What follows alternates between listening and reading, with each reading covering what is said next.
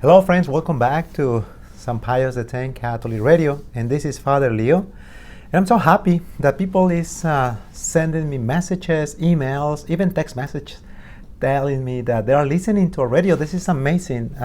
Sharing the joy of the gospel is not only my task, it's not only my responsibility, but the responsibility of every one of us. So please help me to share this message, to share this wonderful tool that we have here at San Pius with many friends, and also with a lot of brothers and sisters in Christ, even those who are not Catholics, maybe and perhaps they may be benefited from this podcast.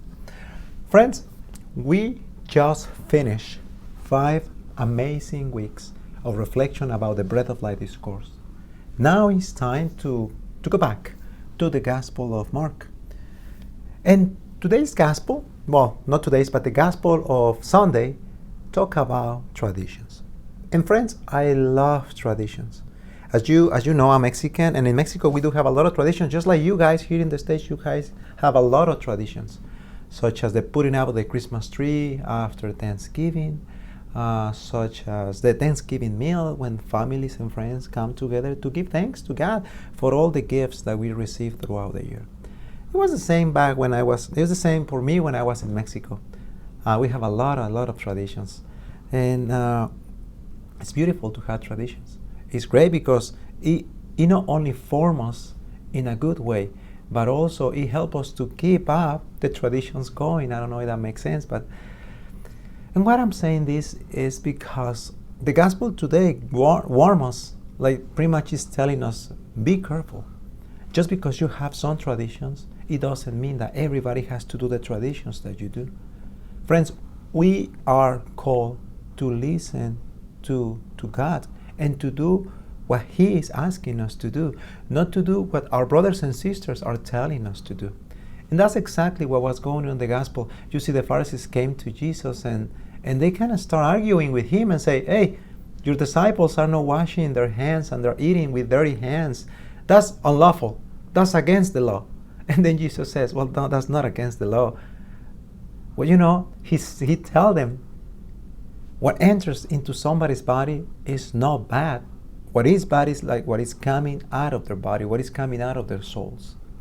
So that you have a tradition. Jesus was telling you have a tradition that you should wash your hands before you eat, which is fine. I mean, we all should wash our hands, but we shouldn't be judging people because they didn't wash their hands and then telling them that they are breaking God's law.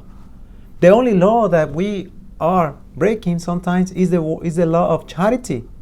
We are called to be charitable. We are called to show love, mercy, and compassion to our brothers and sisters. And obviously, the Pharisees and many Jews during Jesus' time were lacking love and lacking charity, and that's why Jesus tells them, be careful. What enters into a person's body is not what makes the person bad. What makes a person, a human being, a bad person is what is coming out of their souls, is what is coming out of their heart. So this week, perhaps, is the week that we need to maybe pay an extra attention to those little things, to those little traditions that we have. Therefore, we expect other ones to do it, and if they don't do it, it doesn't mean that they're doing something wrong. You see, friends, I always tell you, we are here to take care of each other, to support each other, to pray for each other. Remember the story of Cain and Abel? How Cain hid himself because God was asking for his brother. And he knew that he did something horrible, and that's why he was unwilling to answer to God's question. That could happen sometimes to us. When we do something bad, when we do something that makes us be afraid of seeing God, it means because we're doing something we're not supposed to do. So I invite you this week, my friends, to show love, mercy, kindness to our brothers and sisters, to take the next step in our faith, which is to trust that God is asking us, is telling us that charity is what is going to get us is what is going to help us to get to heaven, along obviously with the sacraments, mainly the Eucharist. So I just want to leave you with that short reflection about the gospel that we will be listening this Sunday in Mass. Also, I want to take this opportunity while I have you here listening to this podcast today to invite you to the 40 hours of adoration. There was a Sunday, I think it was 2 Sundays ago, that I noticed something. I have the 8 a.m. Mass, and then I have the 10:30 a.m. Mass. The 8 a.m. Mass, it wasn't that many people in there, but they were participating, they were singing along, they were answering to the prayers of the Mass. And then I have the 10:30 a.m. Mass, and I noticed, even though the church was like not packed, but it was like it was more people than the 8 a.m. Mass. But I noticed that they were not singing, that they were not praying, that they were just there. So I told them, and I hope nobody got offended, but I told them, friends, we have to participate in Mass. And I use this beautiful analogy of when I was little. Every Saturday, my dad watched boxing. And I was little, and I didn't really get a lot of the boxing stuff, but still my dad keeps inviting me to watch the boxing on the TV Saturday night. And it was until I started learning the rules of boxing that I start enjoying watching it. You see, friends, when we come to Mass, sometimes we come to Mass and we go back home and we say to ourselves, or sometimes we were to our family, I got nothing. I felt empty. Friends, the only reason why sometimes we come to church and we feel nothing is because we're not bringing anything. We don't know the rules. We don't know the prayers. So how can we feel something? How can we participate of this beautiful sacrifice of the Mass when we are not participating in it? When we don't do a little bit of prayer before we come to Mass? When we don't pray, when we don't pray on our way to church, or even when Mass is finished, why don't we start talking about what Father says?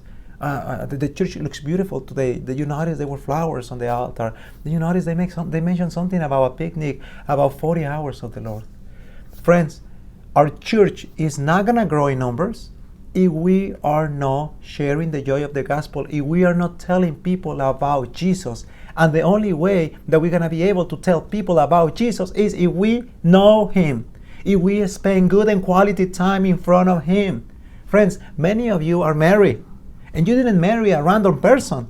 You met him or you met her, and you start spending good and quality time with him or with her. And then eventually you fell in love. And then you couldn't wait to tell everybody around you, hey, look, I found a person that I want to spend my entire life with him or with her.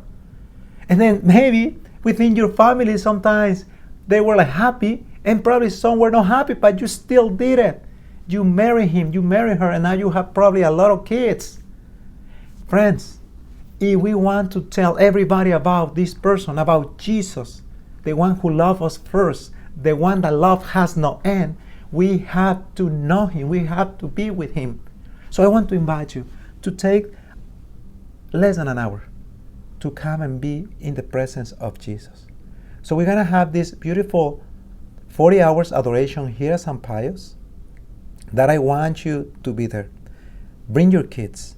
It's going to start on Friday, September 6th, right after 8:30 a.m. Mass, and it's going to go all the way until Sunday, September 8th, a little bit before 9 a.m.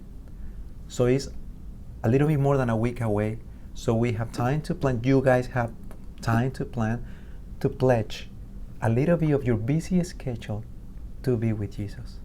Friends, He's always there for you. He's always there for us. I think we can be there for Him as well. So I hope you can take advantage of this opportunity that Father Grant is putting out, that the whole staff is working on, to be with Jesus. Stay with me, watch and pray. That's what He's asking us today. Stay with me, watch and pray. And the only law that I want you to obey is this: to love one another as I have loved you. See you in church, my friends. You know that I love you, that I'm praying for you, and that I can't wait to see you in church this Sunday.